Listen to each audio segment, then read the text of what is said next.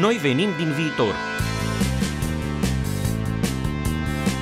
Inteligență artificială, revoluție tehnologică, blockchain, realitate virtuală, bani digitali, Internet of Things. Vreți să țineți pasul cu noile tehnologii care ne schimbă viața? Stați cu noi la emisiunea Noi venim din viitor, prima emisiune de radio din România despre secretele viitorului. Cu Mirel Bran și invitații săi la RFI România, în fiecare vineri de la ora 5:30 la 6 și în reluare sâmbătă după știrile de la ora 11. O emisiune oferită de BRD, Grup Societe Generală.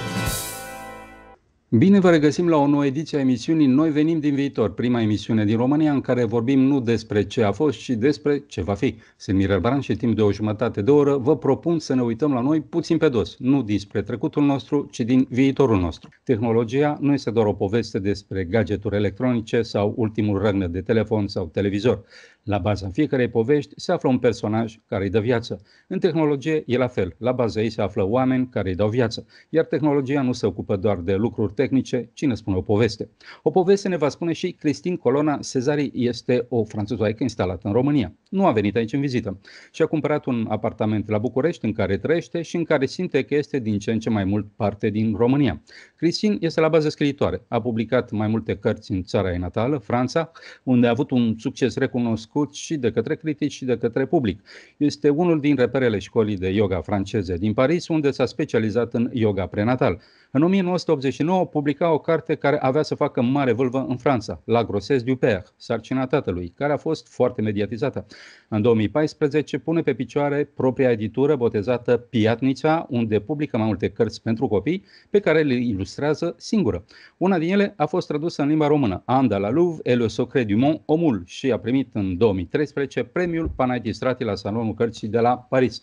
De 2 ani de zile s-a instalat definitiv la București, locul despre care spune că aici este la mine acasă. Viața ei românească a născut și o carte care urmează să apară în curând. Ils sont fous, c'est roumain. Se traduce prin sunt nebuni românii ăștia și face referință la o frază spusă frecvent în seria de benzi desenate Asterix, care a avut și are un succes nebun în Franța. Christine, bienvenue chez RFI Roumanie. Commençons par un aspect auquel mes compatriotes roumains sont très sensibles. Tu es française, tu as eu un beau parcours dans ton pays d'origine, mais tu as choisi de t'installer en Roumanie il y a quelques années déjà. Il y a 2 ans. Permets-moi de te poser une question très directe. Comment es-tu arrivé à t'installer dans le pays de ces fous de Roumains? Je crois que mon histoire d'amour avec la Roumanie, elle remonte à très très longtemps, avant la Révolution de 89.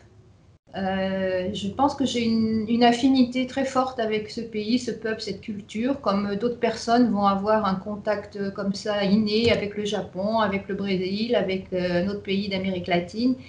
C'est comme si je retrouvais des frères et j'ai toujours eu des Roumains sur mon chemin, particulièrement en plus après la Révolution de 89 où il y a eu beaucoup d'ethnologues, d'historiens, de gens passionnants qui sont soit venus s'installer à Paris, soit se sont fait connaître. Et le destin a voulu que j'en ai beaucoup sur ma route. Et puis j'ai fait culture et civilisation roumaine en Sorbonne pour boucler un peu cette boucle de passion pour la culture, l'histoire, la géographie sacrée aussi, parce qu'il faut dire que le territoire de la Roumanie, c'est très important de le savoir, il n'est pas situé n'importe où, énergétiquement parlant. Mais je crois que c'est pas que ça en fait. Je crois que ce qui m'a le plus touchée, c'est le peuple roumain lui-même. Ce sont les Roumains eux-mêmes. Vous savez, quand il y a eu la Révolution de 89 en France, beaucoup de Français ont passé des nuits entières devant la télévision à regarder ce qui se passait. Parce qu'on était très touchés par cette rencontre avec ces Roumains qui étaient interviewés, qui avaient... bon, c'est personnel ce que je veux dire, mais ils avaient une classe incroyable. Ils sortaient d'une dictature, ils étaient en train de se battre pour sortir d'une dictature, et ils étaient là, tirés à 4 épingles, à nous parler dans un français presque impeccable, et tout le monde en France était subjugué de voir ça, quoi. Bon, après, moi, c'est quelque chose qui me correspond. Je retrouve ici, en Roumanie, des valeurs qui sont importantes pour moi, qui sont perdues de vue en France. Il faut le dire, ça surtout pour ceux qui rêvent d'aller s'installer là-bas. Je crois qu'en ce moment, c'est pas la peine de vous faire un dessin, c'est vraiment pas le moment. Donc, je ne sais plus quel était le début de ta question, mais qu'est-ce que je fais là finalement? Donc finalement, depuis 2-3 ans, ces dernières années, moi je ne supportais plus du tout l'ambiance délétère qui s'est installée. J'étais sur Paris en plus, donc ça devenait très violent, très invivable, une grosse perte de culture, de civilisation et de civilité. Et je me disais, il faut que je parte, il faut que je parte, il faut que je parte. Je supporte plus, il faut que je parte. Qu'est-ce que je fais, où je vais? Puis tout d'un coup, je me suis dit, mais bon, tu es tellement branché depuis toutes ces années sur la culture roumaine, sur la Roumanie. Donc je suis allée à Cluj, puis je suis venue à Bucarest. Et dès que j'étais à Bucarest, j'étais comme un poisson dans l'eau, quoi. J'étais dans mon élément. Et j'ai vendu mon appartement en région parisienne pour avoir des fonds, pour m'installer ici tranquillement. Donc, ne parlant pas couramment le roumain, puisque j'avais commencé à l'apprendre il y a très très longtemps, donc j'ai des notions de base qui fait que je comprends un peu, mais j'ai perdu la langue complètement. Mais bon, comme je dis ici, vous parlez avec les mains, donc on suit le geste, on suit 2 ou 3 mots, on a compris de quoi on parle. Noi venim din viitor, prima emisiune de radio din România despre secretele viitorului. Cu Mirel Bran și invitații săi la RFI România. J'aimerais qu'on attaque tout de suite votre projet le plus récent, votre projet éditorial. Il s'agit d'un livre titré « Ils sont fous, ces Roumains ». Oui. Je trouve que c'est génial ce titre. Je veux dire que pour les Français, vous touchez un corps très sensible. Pour les Roumains qui ne sont pas au courant, c'est une phrase qui fait référence à une bande dessinée célèbre en France et dans le monde, Astérix, qui a donné aussi des films, qui a toute une... Il y a aussi autour de l'histoire d'Astérix. Et cette phrase en France, c'est une phrase clé, quoi. Oui, je n'ai pas pensé à ça, tiens. Donc, tu me le dis. Donc, je pense que c'est très bien trouvé pour toucher le grand public. Il y a un sous-titre qui est important, Mireille. Et il s'en fout, c'est roumain. Et le sous-titre, c'est l'Eldorado roumain. Pour que les gens comprennent bien que si le premier message, c'est de la provoque, c'est quand même une histoire d'amour. Et je ne suis pas en train de dire tout ce qu'il y a de cinglé, de détraqué, chez les Roumains, parce que je pense que les Français ne sont pas en reste et on n'a pas de leçons à leur donner, quoi. Donc c'est vraiment quelque chose de très positif. Ce n'est pas une critique névrotique de la Roumanie sous des angles négatifs que finalement on peut retrouver partout, quoi, et qui n'est pas nourrissant. Moi je trouve que dans ma démarche d'éditeur, ma première impulsion de départ, c'était de ramener beaucoup de littérature et de culture chez les enfants. Ma première démarche, c'était de ramener de la culture avec des choses très rédigées, avec la musicalité de cette belle langue française, avec l'obligation pour le parent ou le grand-parent d'expliquer des mots, des concepts, etc. Et c'était aussi de faire des contes qui touchent à la fois les parents et les adultes et les enfants. Et c'est vraiment ce qui se passe, je me rends compte. Voilà. Donc, mais concrètement, vous racontez quoi dans ce livre? C'est un regard sur la Roumanie et le roumain, c'est clair, mais qu'est-ce qu'on peut trouver dans ce livre? Oui, c'est quelque chose de très personnel. En fait, déjà en France, je prenais souvent des notes parce qu'une chose m'interpellait beaucoup, c'était de voir tous les talents, les prix, les concours que gagnaient surtout les jeunes chercheurs roumains. Et personne n'en parlait. Donc je notais toutes ces choses-là, tous ces gens extraordinaires. Je prenais des notes, parce qu'un auteur, il commence toujours comme ça. Il prend des notes, il a une intention intuitive, et puis après on verra, quoi. Et donc je me disais, mais il y a vraiment une supériorité de créativité, d'intelligence dans ce peuple. Et en France, ils ne veulent pas le savoir. Ils en sont toujours au Rome, à la dictature, à la pseudo-misère, etc. Et chaque fois que je retournais en France, que je discutais avec des amis de tout ce que je trouvais positif ici, ils me regardaient comme ça. Ah bon, il y avait ça en Roumanie, ah, il y a ça. Et ça m'énervait prodigieusement. Et donc un jour, je suis revenue, je me dis, il n'y a rien à faire, il faut que je fasse ce livre. Donc le fil conducteur de ce livre, il est très particulier. Je suis partie d'une plaisanterie avec mon kiné. J'ai toujours Marais des Totes, tu es le Marais des Totes, tu es le plus grand, le meilleur. Et je me suis dit, mais ça correspond à tout ce que j'ai noté depuis toutes ces années. Ce qui m'intéresse, c'est de montrer des capacités de supériorité, de créativité. Et puis pourquoi est-ce que quand ils font quelque chose, il faut toujours que ce soit le plus haut, le plus grand, le plus gros, le plus connecté cosmiquement en fait. Et donc j'ai cherché, et tout est venu très facilement et rapidement en plus vers moi. Qu'est-ce qu'il y avait de grand, de beau, d'extraordinaire, de créatif, que ce soit dans des œuvres d'art, que ce soit dans d'autres domaines dans ce pays, pour justement donner une autre image de la Roumanie d'abord en France, et puis pour soutenir aussi les Roumains. C'est pas du tout un livre d'histoire, même s'il y a des notions qui traversent, parce que c'est quand même assez comment dire, riche sur le plan culturel, hein.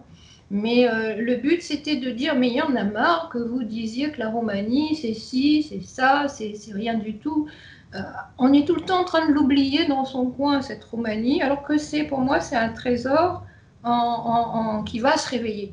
Voilà. La raison pour laquelle j'ai écrit ce livre. Et puis, à un moment donné, je me suis dit, mais comment tu vas faire? Tu ne maîtrises pas la langue, il faut que tu voyages pour aller rencontrer des tas de gens, faire des reportages. Et j'ai proposé un guide touristique roumain qui est devenu un collaborateur vraiment très précieux. Je lui ai dit, écoute Florine, voilà mon projet, est-ce que tu m'aides à faire ce livre? Et clac, il m'a dit oui, comme ça, en une fraction de seconde, c'est parti. Donc il m'a aidé, il m'a fait rencontrer Ilie Dobré. Grâce à lui, j'ai rencontré Ilie Dobré, qui est le premier personnage interviewé dans tous ces reportages. Et puis on est monté, on a fait un grand tour en Roumanie jusqu'au Maramureș, où on a rencontré Dumitru Pop, qui est l'artiste peintre de Sapentaperi. Voilà, et puis toute la première partie, c'était aussi moi, mon ressenti de Française qui débarque à Bucarest. Qu'est-ce que je remarque en particulier? Qu'est-ce qui m'étonne? Qu'est-ce qui m'énerve? Qu'est-ce qui est décalé par rapport à la France? Mais à aucun moment, ce que je peux dire, Mireille, de très important, à aucun moment je n'ai regretté une seconde d'être partie. Noi venim din viitor, prima emisiune de radio din România despre secretele viitorului. Cu Mirel Bran și invitații săi la RFI România. Qu'est-ce qui vous touche le plus dans ce pays? Vous avez rencontré plein de gens, des situations, vous avez voyagé, vous avez creusé un peu ce pays, voir ce que c'est, vous avez une histoire avec ce pays. Qu'est-ce qui vous touche? Je crois que beaucoup de Français vont dire la même chose, c'est la gentillesse des gens et qui s'accompagne d'une grande capacité d'ouverture de cœur et d'esprit. J'ai rencontré des gens ici hyper importants que je n'aurais jamais pu toucher de loin, même de loin, de très loin, en France. J'ai été reçue par le directeur de l'Institut de physique nucléaire de Magurele sur un coup de fil, rendez-vous en 2 jours. C'est extraordinaire cette ouverture de cœur et d'esprit qu'ont les Roumains, c'est vraiment un trésor. Et j'insiste beaucoup là-dessus. Pensez-y et utilisez ça, même si... dans le monde dans lequel on vit, les jeunes, qu'est-ce qu'ils cherchent? C'est avoir un boulot qui rapporte beaucoup d'argent, et voilà. Et ils ont tendance, moi je dis à tous les Roumains que je connais, mais ce que je trouve de beau et de positif chez eux, ils sont toujours très étonnés parce que c'est normal, ils ne se rendent pas compte. Si tu dis au ciel qu'il est bleu, il va dire bah oui, alors je suis bleu. Tu dis à l'herbe qu'elle est verte, il va dire bah oui, alors je suis verte. Et voilà, et ce que j'essaye de dire dans ce livre, c'est aussi aux Roumains, regardez quels sont vos trésors, et en faire quelque chose dans le monde qui bouge en ce moment. Parce que là, en ce moment, les valeurs éclatent. On va vers autre chose. Je pense que la Roumanie, elle a été... Tu sais, je vais te dire une chose. La période de communisme a fermé beaucoup les frontières. Mais en même temps, ça a eu un rôle contre certaines autres déliquescences, qui chez nous sont, mais alors, mouse là en ce moment, c'est que... Tu vois? Donc quelque part, et c'est pour ça aussi que quelque part les Roumains ils ont cette innocence, malgré tout ce qu'ils ont traversé, ils ont gardé cette grande humanité. Et je crois que ce trésor que les Français trouvent ici, c'est cette grande humanité. Alors qu'en France, vraiment, il y a beaucoup de conflits, il y a beaucoup de violence, il y a beaucoup d'agressivité, il y a beaucoup moins de solidarité. Ici, je remarque que je suis très très entourée en très peu de temps. J'ai un problème quel qu'il soit, il y a toujours quelqu'un pour m'aider. Et c'est normal, le Roumain, il donne.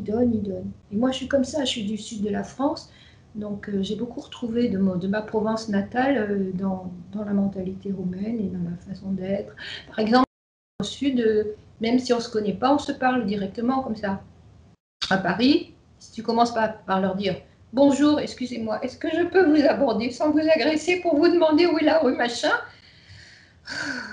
Et c'est rigolo, c'est une des choses qui m'a frappé ici, c'est que les Roumains dans la rue qui te demandent un renseignement, ils te parlent directement comme ça, comme si tu faisais partie de la famille, quoi.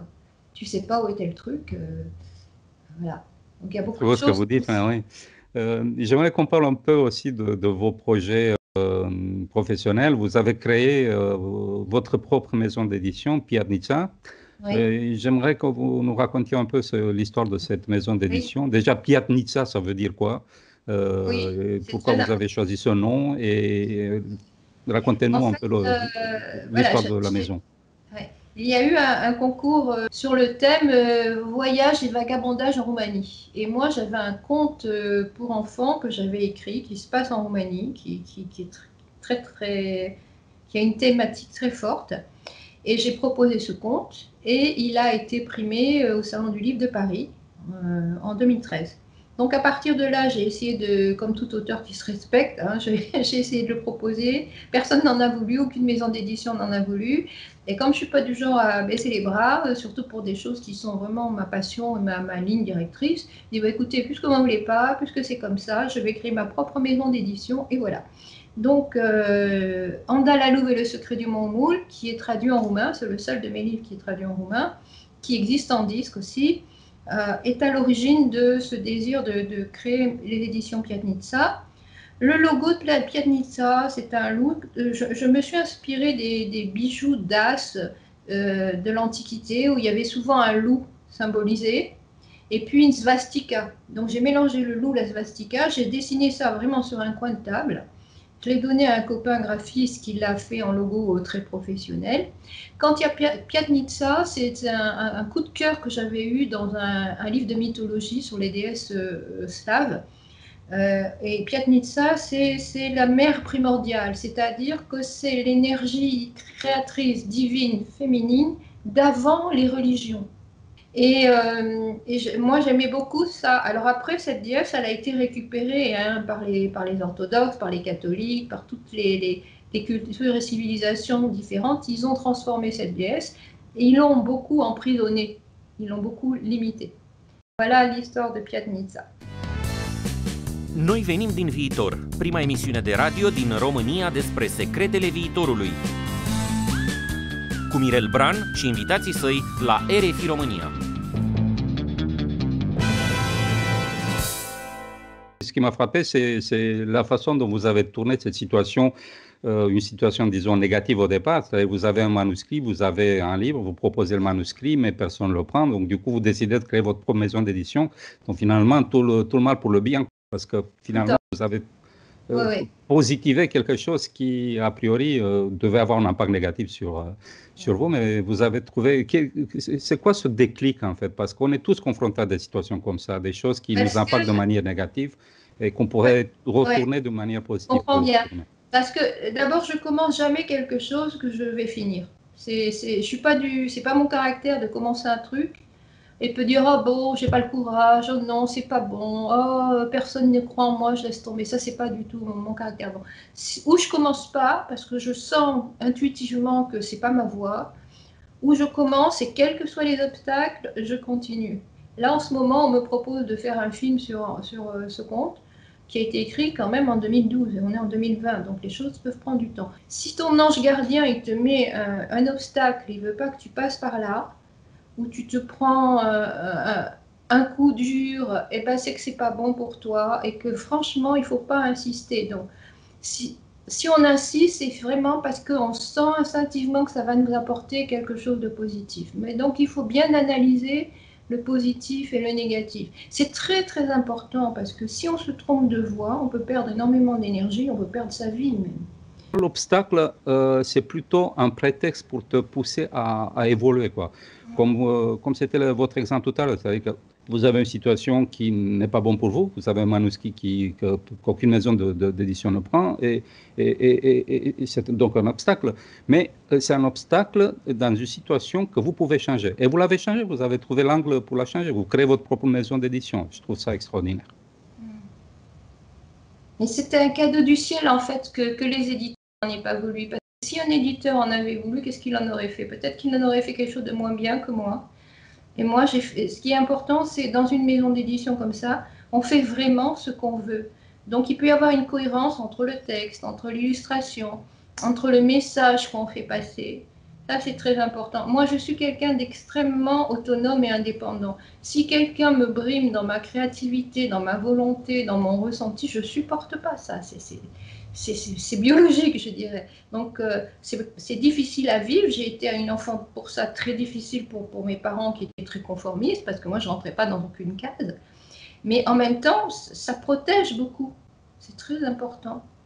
Et alors, quand on est jeune, on ne se connaît pas bien, on ne connaît pas son potentiel, on ne connaît pas ses qualités, on ne connaît pas son talent. C'est pour ça que moi, quand je travaillais en tant que professeur de yoga, puis j'étais spécialiste dans les massages pour bébés et enfants, je disais tout le temps aux parents, mais ce qui est important, c'est de trouver pourquoi cet enfant est talentueux. Donc c'est très important d'être en accord tout le temps avec soi-même. Et dans ce parcours très difficile de Piaznitsa, j'ai toujours été en accord avec moi-même, malgré les obstacles, malgré les incompréhensions. Vous ne comprenez pas, tant pis. Et je pense qu'ici, les gens comprennent mieux. Mais bon, quand même en France, les adultes comme les enfants qui lisaient ce conte ou qui écoutaient le disque, moi j'ai vu des mains pleurer à chaudes larmes en écoutant cette histoire, parce que ça les renvoyait à quelque chose de très profond en nous. Donc c'est important, même si c'est difficile, il faut être en accord avec soi-même, même si les autres ne comprennent pas, même si ça demande des ruptures, ça demande des changements, des conflits, il faut rester en accord avec soi-même. Bon, il n'y en a pas beaucoup qui arrivent à construire cet équilibre dans leur vie. Je suppose que le yoga vous a aussi aidé à trouver la façon de construire cet équilibre. Quel rôle a joué le yoga dans votre vie? Le yoga, c'est quoi pour vous? Alors, au départ, ça a été vraiment très spécial. Au départ, quand j'avais 19 ans, j'étais éducatrice spécialisée. Je travaillais avec des enfants très difficiles. Et un jour, il y a une fille autiste qui s'est tombée de tout son poids sur ma tête. Elle était on était à l'extérieur. J'ai voulu la faire descendre. Elle m'a quand même beaucoup abîmé la colonne vertébrale. Et mon homéopathe de l'époque m'a dit, Christine, il faut que tu fasses du yoga pour muscler ton dos, parce qu'avec le travail que tu fais, il faut vraiment que tu aies de la force. Et j'ai eu la chance après d'aller faire mes études à Aix-en-Provence, où j'ai eu mon premier professeur de yoga, qui était un type extraordinaire, Boris Statsky. Et là, il m'a vraiment transmis le virus, je veux dire, parce que c'est un peu comme la Roumanie, c'était des retrouvailles en fait. Des retrouvailles dans une philosophie, dans une façon d'être, d'être accueillant, d'être ouvert, d'être calme et tolérant. Et moi, je n'avais pas reçu ça du tout dans mon enfance. Et puis le travail sur le corps aussi, c'est très important pour moi, de trouver un équilibre entre l'esprit et le corps. Ensuite, c'est vrai que c'est une voie, évidemment, où les gens ils s'interrogent beaucoup sur leur raison de vivre, ils se remettent beaucoup en question eux-mêmes, donc ça nous apprend à nous connaître. Et quand tu te poses des tas de questions sur toi, sur les difficultés de la vie, c'est sûr que ça te donne des outils de réflexion après. Quand je dis si ton ange gardien il veut pas que tu ailles par là, ou si tu as un obstacle, il y a un truc qui ne marche pas, ou quelqu'un qui te rejette, finalement, tu te rends compte après coup que ton ange gardien il t'a rendu service parce que ce n'était pas bon pour toi. Donc ça prend beaucoup de temps, beaucoup de temps pour accepter tout ça. Ça peut prendre du temps. Mais maintenant, les jeunes, ils sont hyper intelligents. En Roumanie, la jeunesse, elle est vraiment, moi je trouve, hyper intelligente par rapport à la jeunesse française. Et donc, ils peuvent intuitivement comprendre très vite ce que je suis en train de dire là. Parce que si on commence à se poser la question, ok, celui-là, il est vraiment absolument odieux avec moi, je ne peux pas travailler avec cette personne. Des fois, on est obligé de rester. Hein. Moi, je sais que j'ai vécu, même en tant que professeur de yoga, en loin des salles sur Paris, ça peut être très difficile, le relationnel avec tous ces bailleurs de salles qui n'ont pas les mêmes options que toi. Mais voilà, ça apprend et ça m'a donné aussi cette volonté de partir et de dire bon, maintenant il y en a ras-le-bol de ce que je ne trouve pas à Paris. Je pars en Roumanie. Et ici, j'ai trouvé beaucoup de choses qui font que je suis vraiment en accord, en harmonie avec moi-même. Noi venim din viitor, prima emisiune de radio din România despre secretele viitorului. Cu Mirel Bran și invitații săi la RFI România. Côté pratique, votre livre va apparaître en France. Où est-ce qu'on peut le trouver l'année prochaine, si j'ai bien compris? Donnez-nous quelques renseignements pratiques. Alors, donc il va être, de toute façon, moi je suis dans le réseau, donc il va être, les libraires vont être informés, c'est-à-dire qu'il y a un réseau informatique qui relie toutes les maisons d'édition et tous les libraires. Et donc, les libraires, ils peuvent très facilement le trouver, eux, sur le réseau. Les gens, ils peuvent le commander chez leur libraire, ou bien ils pourront, parce que là, j'ai mis juste la pré-information sur le site Piagnitsa, ils pourront le commander sur le site des éditions Piagnitsa. Ils pourront le commander à la librairie française Kiralina de Bucarest, pour ceux qui veulent aller sur place. Et puis, j'espère bien que je vais trouver un éditeur roumain pour avoir envie de traduire ces romans en roumain. Donc, à ce moment-là, il sera dans le réseau du livre roumain et les gens pourront s'adresser au réseau du livre habituel. Ils vont le commander chez Kartureski ou chez leur libraire de quartier. Oui, espérons qu'une maison d'édition va nous entendre. De toute façon, on va faire les démarches aussi pour soutenir votre projet. Cristin, mulțumesc că ai fost cu mine la emisiunea Noi venim din viitor. Dragi ascultători, ați auzit-o pe Cristin Colonna Cezari, o franțuzaică cu un parcurs extraordinar în orașul de pe malul Senei, care a ales să trăiască și să iubească acum orașul de pe malul Dâmboviței.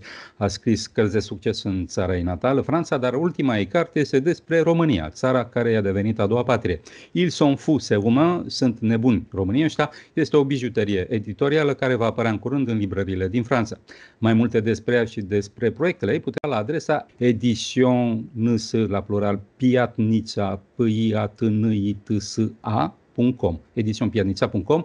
Iar dacă vreți să auziți ceva nou și să respirați un aer mai oxigenat, așa ca la munte, ascultați această emisiune. Noi venim din viitor, pentru că viitorul pe care îl imaginezi mâine este aerul pe care îl respirați. Această emisiune este acum accesibilă și în podcast și pe canalul de YouTube Eu vin din viitor Mirel Bran. Dați un click, abonați-vă și aflați din ce este făcut viitorul ca să înțelegeți ce căutați în acest prezent. În ce privește viitorul, treaba asta așa. Ori ne omorâm unii pe alții într-un război nimicitor, ori construim împreună ceva atât de frumos încât poate bate orice ficțiune. Treaba asta o hotărâm împreună, dacă viitorul va fi o poveste sau ruina unui vis. Sunt Mirel Bran și vă aștept vinerea viitoare de la 5:30 la 6 și în reluare sâmbătă după știrile de la ora 11. Să auzim de bine și stați liniștiți, noi venim din viitor și totul e ok. Noi venim din viitor, prima emisiune de radio din România despre secretele viitorului. Cu Mirel Bran și invitații săi la RFI România. O emisiune oferită de BRD Grup Societe Generale.